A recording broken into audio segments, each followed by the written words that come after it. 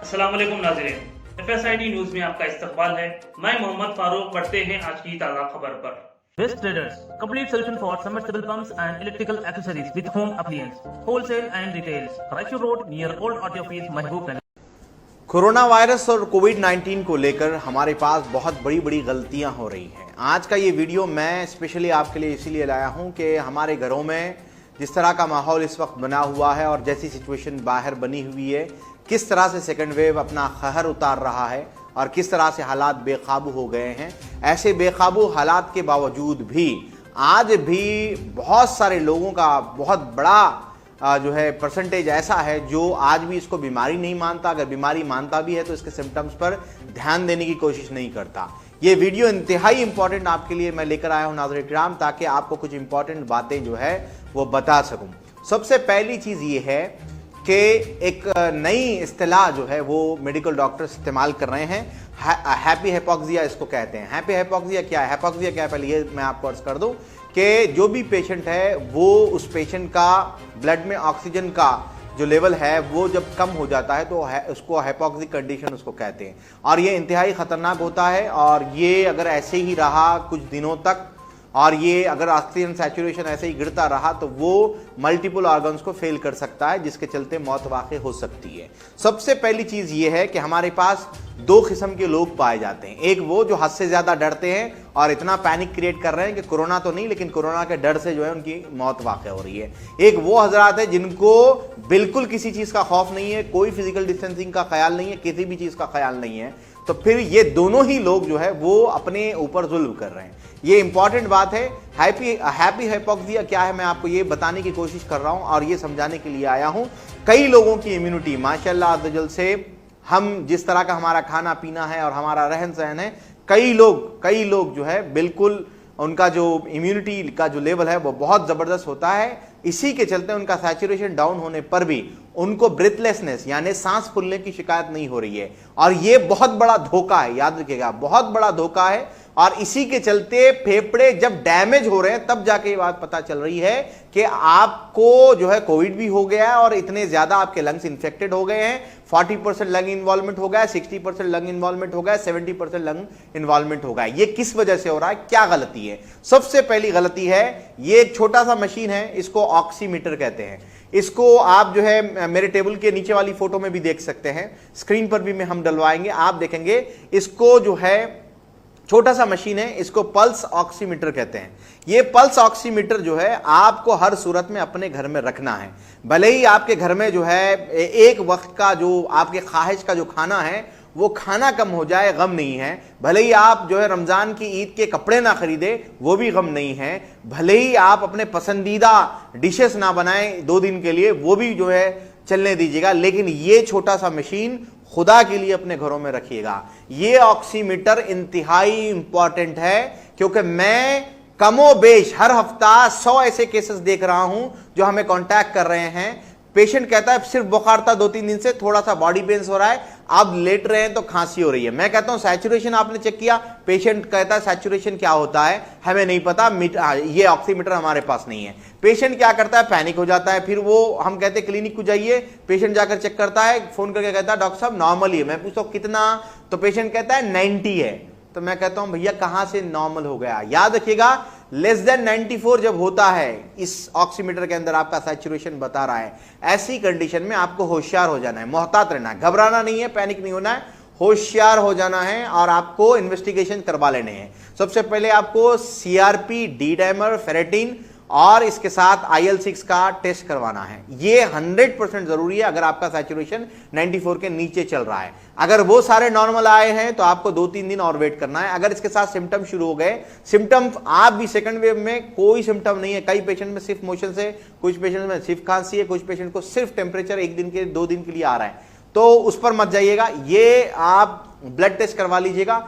अगर इस ऑक्सीमीटर में आपका सैचुरेशन लेस देन 90 बता रहा है तो समझ जाइएगा आप 100% कोविड के शिकार हो चुके हैं। और अब आपको हर सूरत में ऑक्सीजन की जरूरत पड़ सकती है और आपको हर सूरत में इसका ट्रीटमेंट जो गवर्नमेंट ऑफ इंडिया का जो प्रोटोकॉल है उस प्रोटोकॉल को फॉलो करना है। बहुत सारे लोग क्या करते हैं, मैंने अभी जो है न्यूज़पेपर में पढ़ा था, उसकी कटिंग भी आपको स्क्रीन पर हम डालेंगे, आप देखेंगे। एक साहब ने कह दिया कि जो है कोरोना नाक में जो है जो नींबू होता है उस नींबू को के खतरों को नाक में डालेंगे तो कोरोना मर जाएगा, इससे आदमी की मौत वाक़ हो गई। अब बदतरीन हाल यह है कि सोशल मीडिया एक तरफ तो हमें फायदा दे रहा है, लेकिन एक तरफ इसका बहुत बड़ा नुकसान यह हो रहा है कि लोग तरह तरह की नई नई किस्म की चीजों पर बिलीव भी कर रहे हैं और अमल भी करते हुए जो है ये परेशान होते जा रहे हैं। एक और वीडियो जो है, एक साहब जो है बेंगलुरु में एक पेशेंट थे जिनके बारे में मेरे पास सवाल आया था। उन्होंने कहा था कि डॉक्टर साहब मेरा सैचुरेशन डाउन हो रहा था तो मैं प्रोन पोजीशन पे आ गया। जी बिल्कुल, बहुत अच्छा काम किया आपने, आप आ गए, लेकिन आपका उसके बाद क्या सैचुरेशन लेवल क्या है? तो वो कहने लगे 86 87 है। मैंने टेबल फैन भी अपने नाक के सामने लगाया था, बावजूद उसके सैचुरेशन नहीं बढ़ रहा था। मैं हाथ जोड़ रहा हूं आपसे, हाथ जोड़ रहा हूं खुदा के लिए। अगर आपको अपने अहलो अयाल की, अपने माँ बाप की, अपने भाई बहन की जरा सी जान की परवाह है तो खुदा के लिए ये बेवकूफ मत बनिएगा। जो प्रोटोकॉल बताए गए उस प्रोटोकॉल को फॉलो करिएगा बराह करम।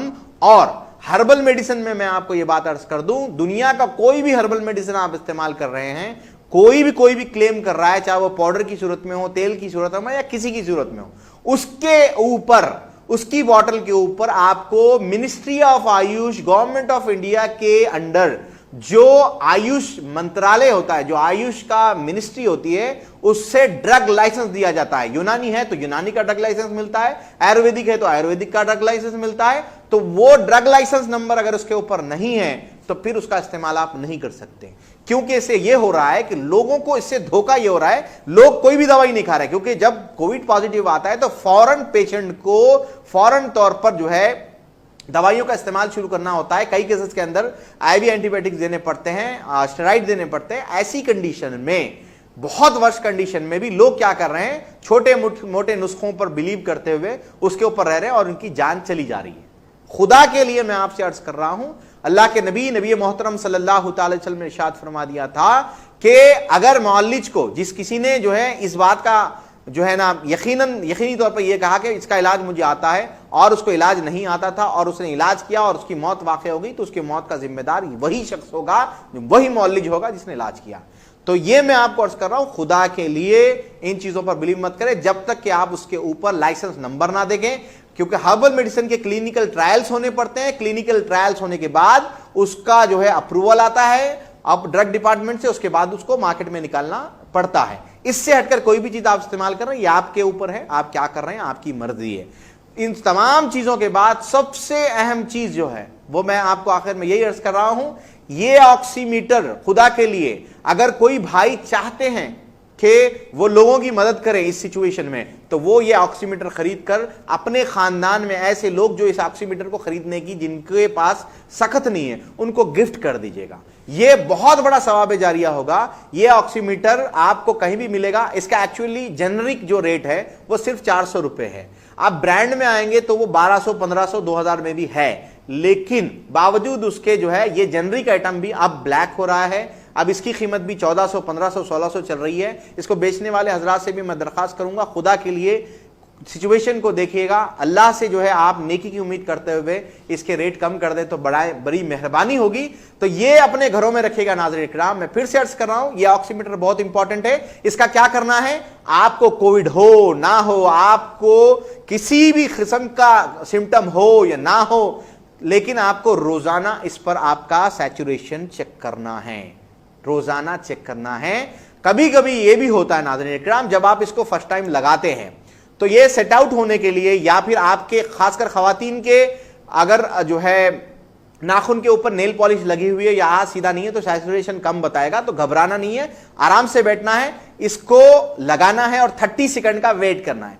30 सेकंड जब आप वेट करेंगे तो आपको 30 सेकंड के बाद इसकी एग्जैक्ट जो है वो रीडिंग इस पर आएगी और वो रीडिंग आपकी होगी और उसी रीडिंग के तहत आपको यह देखना है कि आपकी रीडिंग सबसे पहले जो मैंने अर्ज किया है वो 94 से नीचे आए तो मोहतात हो जाए, होशियार हो जाए।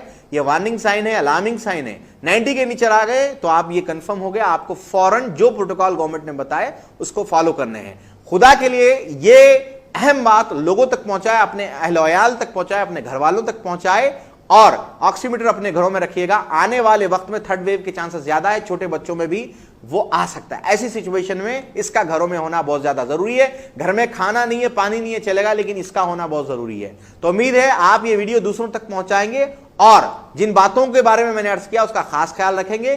कोई भी चीज पर बिना सोचे समझे ईमान नहीं लाएंगे। अगर आप हमारा ये वीडियो YouTube पर देख रहे हैं तो सब्सक्राइब करना ना भूलें और बेल आइकन दबाएं। और अगर आप हमारा ये वीडियो Facebook पर देख रहे हैं तो पेज को लाइक करें और फॉलो करें।